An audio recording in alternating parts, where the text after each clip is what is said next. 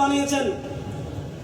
আমি ধর্মমন্ত্রী বানাচ্ছেন এটা নিয়ে সমালোচনা করছি না, তিনি একজন কট্টর লামাঝাবি, তাকে ধর্মমন্ত্রী বানান সমস্যা নাই।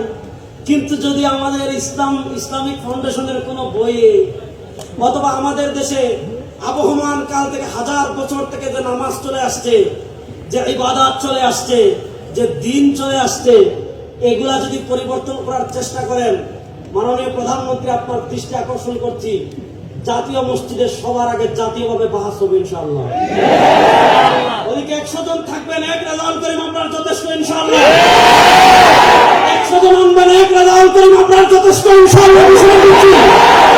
আমাদের নামাজকে জাল প্রমাণ করবে, আমাদের ইবাদতকে জাল প্রমাণ করবে পৃথিবীতে এমন কোন পাপের ব্যাপার জন্ম হয় না।